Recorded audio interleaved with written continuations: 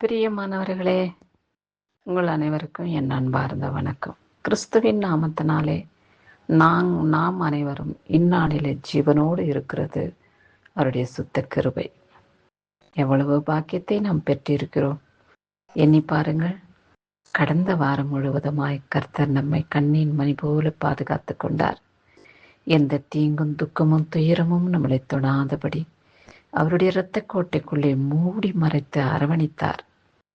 அது மாத்திரமல்ல, நமக்கு நேரிடுகிறதான எல்லாவித உபத்திரவங்களிலேயும் வியாதிகளின் பிணிகளிலேயும் நம்மளை ரட்சித்து ஆசீர்வதிக்கிற தேவனை நாம் எவ்வளவாய் ஸ்தோத்திரிக்க வேண்டும், எவ்வளவாய் அவரை துதிக்க வேண்டும்.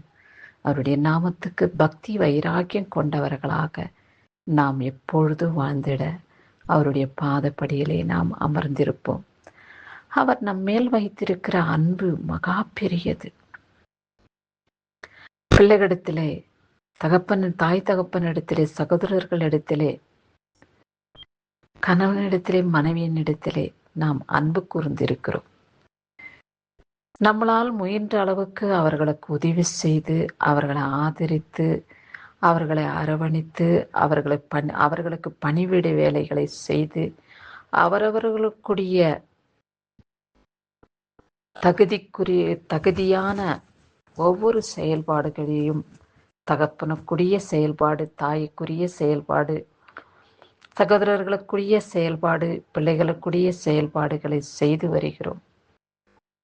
ஆனாலும் கூட அவர்களுடைய பாரத்தை நம்மளால சுமக்க முடியாது. அவர்களுடைய வலியின் வேதனைகளை நம்மாலே எடுத்துக்கொள்ள முடியாது என்பதை நாம் ஒவ்வொருவரும் உணர வேண்டும். எவ்வளவேனும் நாம் உறவினர்களை, பெற்ற பிள்ளைகளை, கணவனை, மனைவியை நேசித்தாலும் கூட அவர்களுக்காக நாம் ஜீவனையும் கொடுக்க முடியாது. ஆனால் நன்றியற்றவர்களாகிய நம்மீது கர்த்தர் கிருபை வைத்து அன்பு பாராட்டி நமக்காக ஜீவனை கொடுத்தார். நமக்காக பல பாடுகளை அனுபவித்தார். நமக்காக பல துக்கங்களை அவர் சுமந்து கொண்டார். ஆண்டவரே, எனக்காக நீ ஜீவனை கொடுத்த தயவுக்காக, அந்த இரத்தத்தின் மூலமா என் பாவங்களை கழுவி பரிசுத்தப்படுத்துவதற்காக உமக்கு நன்றி செலுத்துகிறேனப்பா என்று நாம் நன்றி இருதயம் உள்ளவர்களாய் அவருடைய படியிலே அமர்ந்திருக்க வேண்டும்.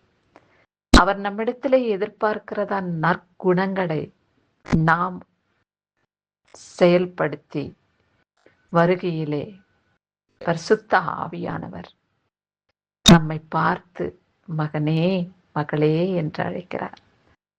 நாம் செய்கிறதான நன்மைகள், நல்ல காரியங்கள், நல்ல செயல்பாடுகள், ஒழுக்கமுள்ளவர்களாக, கீழ்ப்படிதல் உள்ளவர்களாக வாழ்ந்து வருகிறதிலே நமக்கு தான் நன்மை, நமக்கு தான் ஆசீர்வாதம். அதை நாம் முதல் புரிந்து கொள்ள வேண்டும்.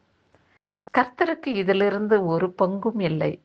ஆனால் நம்முடைய பிள்ளைகள் ஒழுக்கம் உள்ளவர்களாய், கீழ்ப்படிதல் உள்ளவர்களாய், பக்தி வைராக்கியம் கொண்டவர்களாய், பிறருக்கு நன்மை செய்கிறவர்களாக வாழ்ந்து வருவதே தகப்பனுடைய சந்தோஷம் அல்லவா?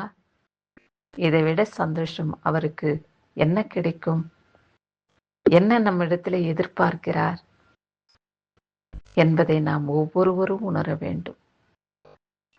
நம்மிடத்தில் நான் என்ன எதிர்பார்க்கிறேன்? நீ தாழ்மையாய் நடந்து கொள்வதை அல்லவா நான் உம்மிடத்தில் எதிர்பார்க்கிறேன் என்று கர்த்தர் நம்மோடு பேசுகிறார். அந்த பேசுகிற வார்த்தையின் பதிலுக்காக இந்த நாளிலே கர்த்தர் நமக்கு என்ன வார்த்தை கொண்டு பதில் கொடுக்கிறார் என்று பார்ப்போம். மத்தேயு 11ஆம் அதிகாரம் 28வது வசனத்திலே சொல்லப்பட்டுள்ள வார்த்தை, வருத்தப்பட்டு பாரம் சுமைக்கிறவர்களே, நீங்கள் எல்லோரும் என்னிடத்தில் வாருங்கள், நான் உங்களுக்கு இளைப்பாறுதல் தருவேன் என்று சொல்லப்பட்டுள்ளது.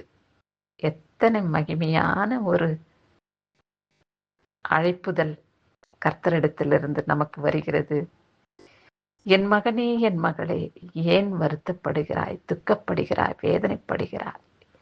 என்னிடத்திலே வா, நான் உனக்கு இளைப்பாறுதல் தருவேன் என்று சொன்ன தெய்வத்தை நாம் நன்றி செலுத்தக்கூடியவர்களாய் இருக்க வேண்டும் அல்லவா? எத்தனையோ ஆத்துமாக்கள் இந்த வேளையிலே இருப்பதை காட்டிலும் சாவது என்று விரும்பி சாவை தேடிக்கொள்கிறார்கள். அப்படி கர்த்தருடைய சித்தமில்லை என்பதை அவர்கள் உணர்ந்து கொள்ள பரிசுத்த ஆவியானவர் நிமித்தமாக நாம் அப்பேற்பட்டவர்களுக்காக ஜெபிக்க வேண்டும். சாத்தானுடைய ஏவுதலின் நிமித்தமாக தன்னை மாய்த்து கொள்ளுகிற ஆத்துமாக்களை கர்த்தர் மீட்டெடுக்கும்படியாக நாம் அவர்களுக்காக வேண்டிக் கொள்ள வேண்டும். அப்படி வேண்டிக் கொள்ளும் ஜெபத்துக்கு பதில் கொடுத்து அவர்களை ரட்சிக்க தேவன் வல்லமையுள்ளவராயிருக்கிறார். அவர்களை பாதுகாக்க, அவர்கள் நல்வழிப்படுத்த, அவர்களை ஆறுதல் படுத்த, தைரியப்படுத்த அவர் மகிமை உள்ளவராயிருக்கிறார். இப்பேற்பட்ட தெய்வத்தை நாம் ஒருபொழுதும் மறவாதபடி அவருடைய நன்மைகளை நினைத்து நினைத்து நினைத்து ஸ்தோத்தரித்து மகிழ்ந்து களி கூறுவோம். நாளையிலும் கூட பிறந்த நாளையும் திருமண நாளையும் கொண்டாடுகிறவர்களை கர்த்தர் ஆசீர்வதிக்கவே ஆசீர்வதித்து காத்து கொள்வாராக. ஒருவேளை நீங்கள் வருத்தத்தில் இருந்தாலும், வியாதியில் இருந்தாலும், பலவிதமான இக்கட்டிலே சிக்கலிலே உங்களை சூழ்ந்து கொண்டு இருந்தாலும் ஒரு பொழுதும் கலங்க வேண்டாம், திகைய வேண்டாம். இந்த நல்ல நாளை உங்களுக்கு ஆசீர்வாதமாக கொடுத்த தெய்வம், உங்களை அழைக்கிற ராஜா உங்க பக்கத்திலே இருக்கிறார். திருமண நாளையும் பிறந்த நாளையும் காணத்தக்க பாக்கியத்தை கொடுத்த தேவன் நீங்கள் வருத்தப்படாதபடி, பாரம் சுமக்காதபடி உங்களை அழைக்கிறார்.